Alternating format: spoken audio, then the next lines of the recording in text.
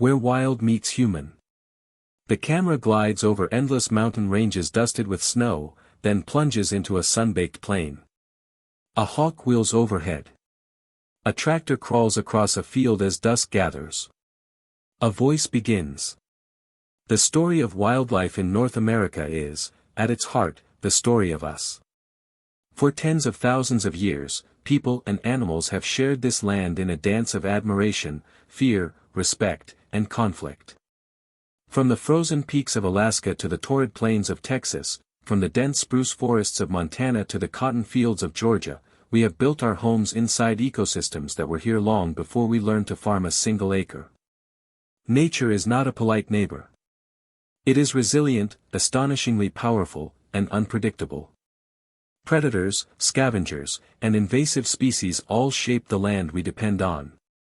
When their instincts collide with our ambitions, we are reminded, sometimes brutally, that the wilderness is never fully tamed. This is a documentary about that collision. It is about awe and heartbreak, survival and ingenuity. It is about farmers who rise before dawn to guard their herds, wildlife officers who walk the thin line between protection and control, and animals that refuse to disappear no matter how many fences we build. Tonight we begin where the wild is still at its wildest. Chapter 1, Brown Bears, Titans of the North. A kingdom of ice and pine. Imagine the dawn over Alaska's Brooks Range, pink light washing across peaks that look older than time, rivers steaming in the morning chill. Here, and across the rugged high country of Montana and Wyoming, brown bears, known locally as grizzlies, rule. They are living symbols of wilderness, apex predators wrapped in muscle and thick fur, capable of felling a moose with a single strike. To hikers and photographers, they are awe incarnate. To families who farm on the edge of bear country, they are a test of courage. When you hear that low huff outside the barn at midnight, says Mara Ellison, a third-generation rancher near the Rocky Mountain front, your heart just stops. You know a bear is close. You can smell the wet fur before you see anything. When admiration turns to fear. For people like Mara, the romance of the wild comes with a price. In northern Montana, a single grizzly can destroy a year's profit in one night, ripping through fencing, killing sheep, or tearing open grain stores. The economic damage runs deeper than a single raid, lost breeding stock, vet bills for injured animals, and days of labor rebuilding what the bear destroyed. And then there is the human risk.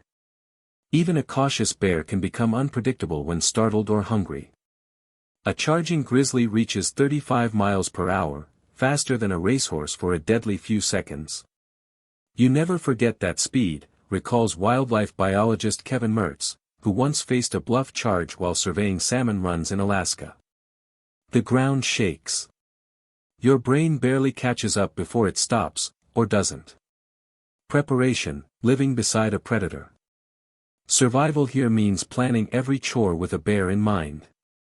Farmers string heavy-gauge electric fencing around livestock pens, store feed in reinforced bins, and keep bear spray within arm's reach. Children are taught to move in pairs and make noise on forest paths. When prevention fails, regulated hunting becomes part of the management strategy. This is no weekend pastime. Permits are tightly controlled, seasons set for late autumn when bears are fattening for hibernation. Hunters study bear behavior for years before venturing out. A single mistake, a shot that wounds rather than kills, creates a far more dangerous situation for everyone. Tracking the giant. Hunters and wildlife officers alike become detectives of the wild. Claw marks high on a spruce trunk, where a bear has sharpened its weapons. Tracks wider than a man's outstretched hand pressed into river mud. Scat glittering with salmon bones or berry skins. Sometimes specially trained dogs follow T. The scent into the dense underbrush where human senses fail. Every step is a negotiation with a creature that knows the terrain far better than we do. The moment of decision. When a hunter finally sights a bear, the world narrows to a heartbeat. The goal is a swift, humane kill, a shot to the lungs or heart. A poorly placed bullet risks only pain for the bear and mortal danger for the hunter. Nothing is wasted. Meat is dressed and packed out, often donated to local communities. Fur becomes clothing or heirloom blankets. In many indigenous cultures, bones and rendered fat are used for tools, lamps, or traditional medicine. This careful use reflects a truth older than written history: respect and necessity can coexist. Emotion in the balance. Standing over a bear that weighs half a ton, even seasoned hunters feel conflicting emotions: relief, sadness, awe. Some whisper a quiet thanks. Others simply stand in silence, the steaming breath of the fallen animal mingling with their own. It's not victory, says veteran Alaskan guide Lena Moore. It's acknowledgement. We're part of the same system. The bear fed on the salmon. The salmon fed on the river. Now the bear feeds us. We all give back eventually. The larger picture. Brown bears are not enemies to be eliminated. They are keystone species, shaping forests and river valleys by spreading seeds and controlling prey populations. Conservation programs in the lower 48 have brought them back from near extinction. But recovery brings new friction, more encounters, more property loss, more calls to wildlife agencies torn between protection and public safety. The challenge is balance, honoring a creature that embodies wilderness while protecting the families who live beside it. Chapter 2, America's Craftiest Survivor. The Shapeshifter of the Plains. The coyote's story begins on a dusky ridge where tall grasses sway like a restless sea. A lean silhouette slips across the horizon, ears forward, tail low, paws silent. On the packed earth. Long before fences, before tractors and highways, coyotes hunted these prairies. They are ghosts of the continent, perfectly built to survive wherever land meets sky. From the deserts of Arizona to the high plains of Nebraska, and from the snow-draped Great Lakes to the neon alleys of Chicago, coyotes have mastered a skill that few wild predators ever achieve: thriving alongside humans rather than retreating from them. Coyotes are the ultimate opportunists, says Dr. Angela Pierce, an urban wildlife ecologist in Denver. Remove wolves, they expand. Build suburbs, they adapt.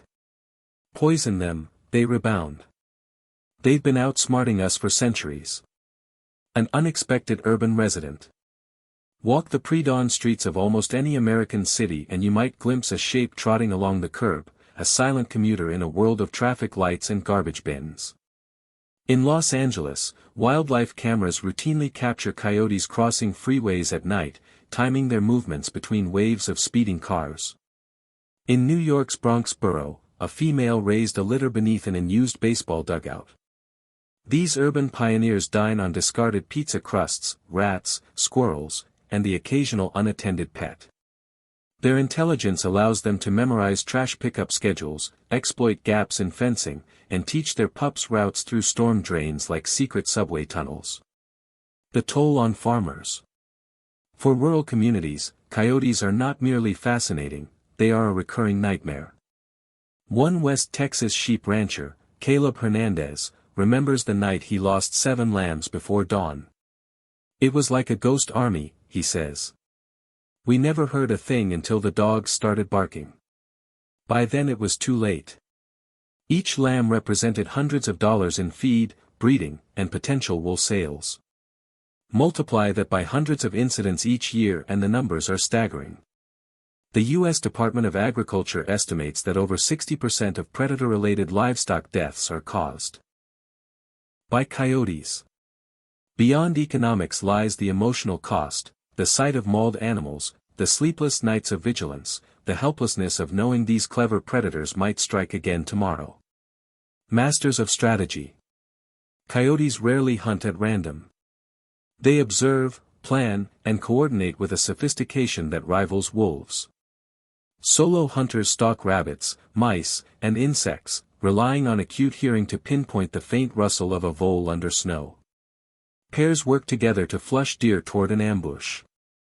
Small packs may split and circle livestock corrals, using high-pitched yips to communicate positions.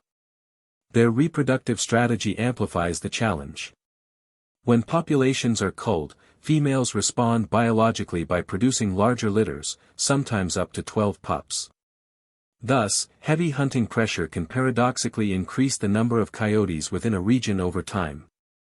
Tools of the chase. Farmers and hunters deploy an arsenal of techniques to defend their herds. High-powered rifles for open pasture shots that require precision at long range. Shotguns for dense brush where encounters happen in a blur. Electronic calls that mimic distressed rabbits, or even rival coyotes, to lure them into view. Camouflage blinds and careful wind checks to prevent the telltale drift of human scent.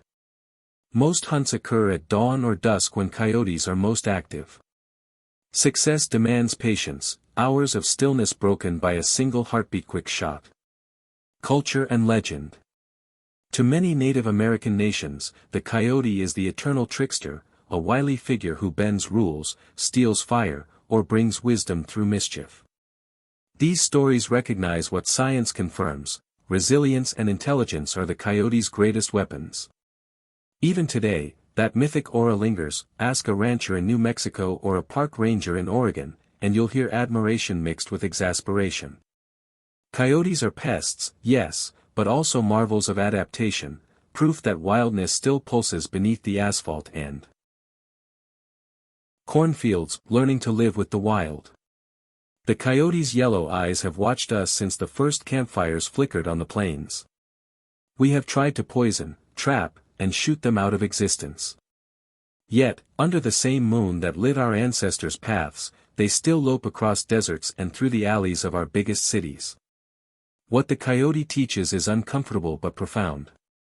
Control is an illusion. The wild does not yield simply because we declare dominion. It adapts, rebalances, and waits. For farmers, that lesson carries both grief and grudging respect. They fortify their fences, guard their flocks, and mourn each loss. Still, many will tell you, quietly, when the night is calm, that a world without the coyote's song would feel strangely empty. For scientists, the coyote is proof of nature's genius. Remove wolves, and coyotes fill the gap. Urbanize the prairie, and they slip through storm drains to hunt rats beneath skyscrapers. They are a living equation that always finds an answer. And for the rest of us, perhaps the coyote is a mirror. It survives not through brute strength, but through intelligence, family bonds, and relentless flexibility, qualities we prize in ourselves. So when the dusk wind carries a distant yip across the fields, listen closely. That sound is older than fences, older than cities. It is the voice of a world that refuses to vanish. Reminding us that coexistence is not a choice we make once, but a conversation we must keep having. Night after night, generation after generation. And don't forget to like, share and subscribe to my channel Vendor and Wildlife. Thanks for watching.